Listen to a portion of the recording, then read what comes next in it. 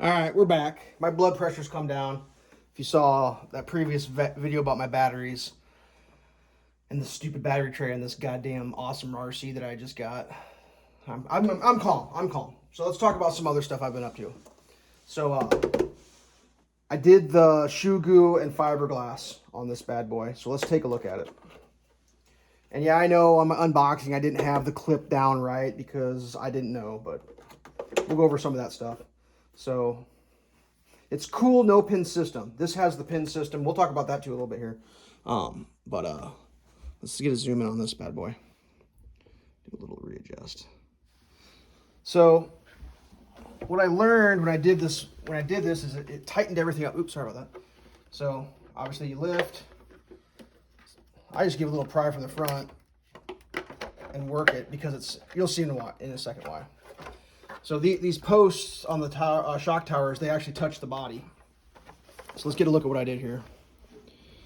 And I watched some videos of some guys doing some stuff, or just where's the damage happening on these things. And what I determined was, right here is where the shock tower touches, and right there on the front.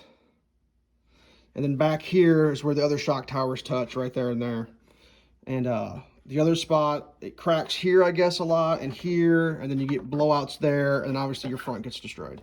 So I will caveat. Let me move this back out. Hold on a second. I'm going to say something here.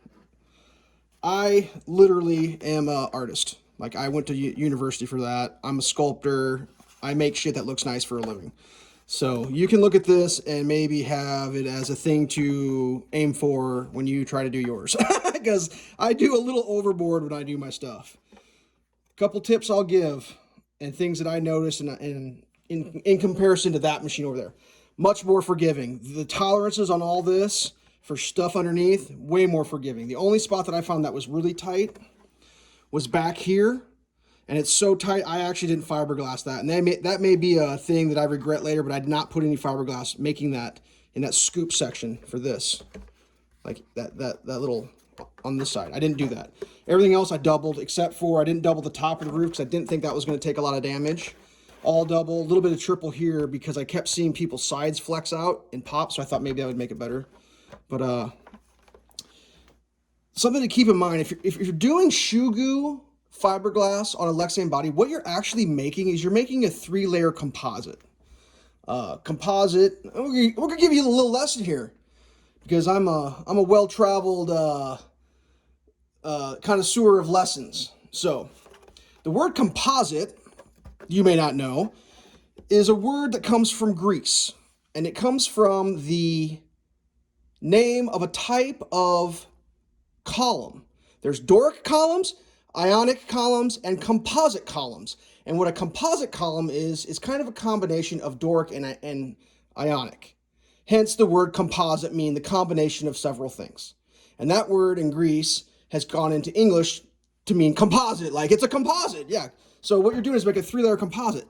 So when you're putting your fiberglass down, don't willy-nilly little hash mash itty-bitty pieces unless you're just trying to do one specific spot. Do in full lengths, man. Like you can see right here, just full swath across.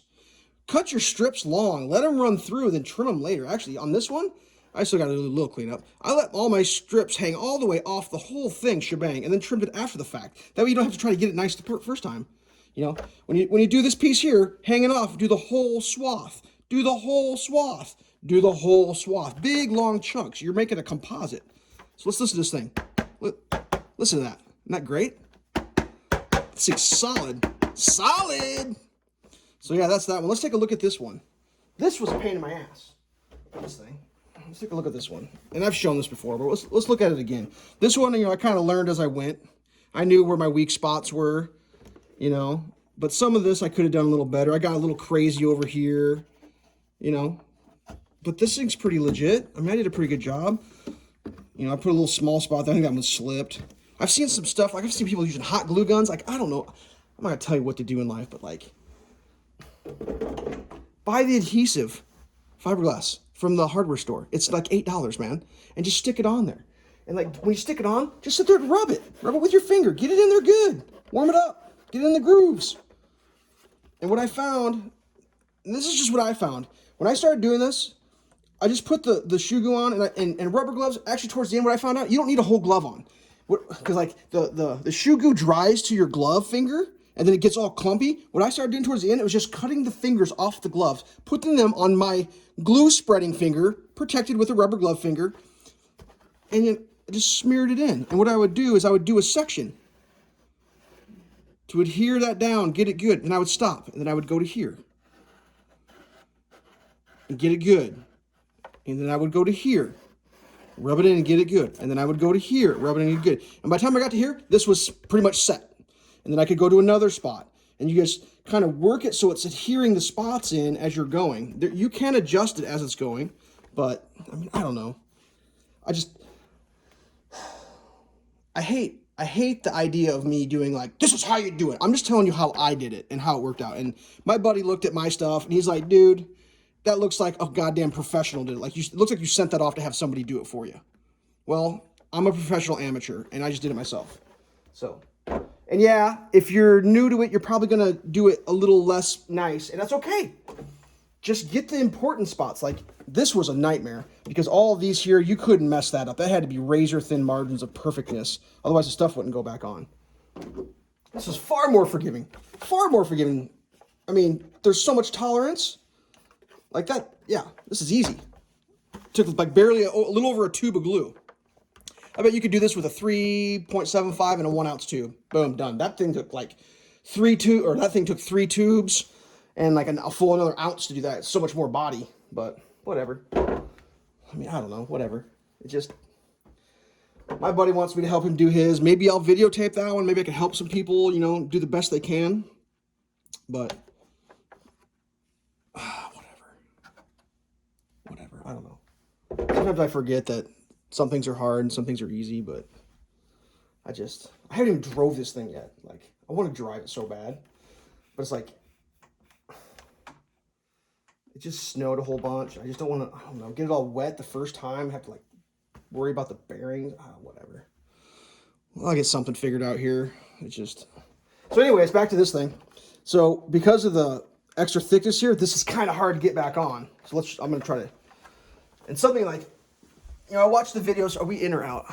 Yeah, we're out.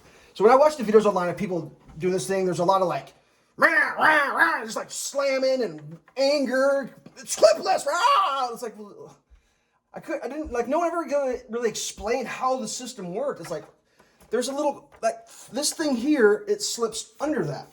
That little clip. Is that showing? Can you see that?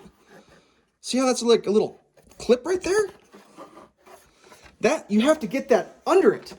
Like when I unboxed this thing, I was on the top of it. I was like that. And like the wheel arch was all crazy. And to get that in, you got to like kind of have the body up against the shock towers to start off with.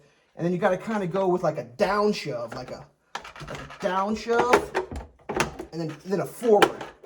Well, with that extra shoe goo, my tolerances are way more tighter, so it's even more aggressive. And this back just drops in, and that's awesome. I mean, that's awesome. And then obviously it's a lift. Oops, you gotta flip that. Lift. Hold the front or something. But what I found out is if you give a little push with the body with like a finger, and I got that extra shoe goo, so it's a little tighter, it just pops right off. But I did like triple layered that because I knew this would. I mean, everyone's blows through right there, so I did triple layer, which may be. So like I'm coming down. I'm tipped. I'm below that thing and shoving forward. My body. Crooked. Get those bodies on the outside there. So yeah, the shoe goo does make it a little tighter, but I think it's worth it for the protection. We'll see. We'll see how it plays out, but whatever. Don't listen to anything I have to say. I'm just making it up as I go. Whatever. That's that. I mean, I don't know what else to say. I really don't. I feel like I didn't get it there. Did I get it? Oh yeah, I did. That is cool. This thing, and this is supposed to be the easier one to get on, but this same problem with the extra shoe goo, it's hard to line these posts up now. Like, watch me do it really quickly. Right there, I just did it like instantly, but sometimes it's not that easy. I And I know like on the Defenders, the wheel wells are in the body, and those are kind of tricky to get on. I'm getting better at this. It used to drop on really, really, really easy. And now it's a little more of a struggle because the extra thickness on the bumpers kind of filled in. But yeah, that's my Traxxas garage. I feel like I kind of maybe got the good stuff. I don't know. I mean, I'm pretty excited. So, whatever. All right. Traxxas for life until I get an Arma. Stay safe, kids.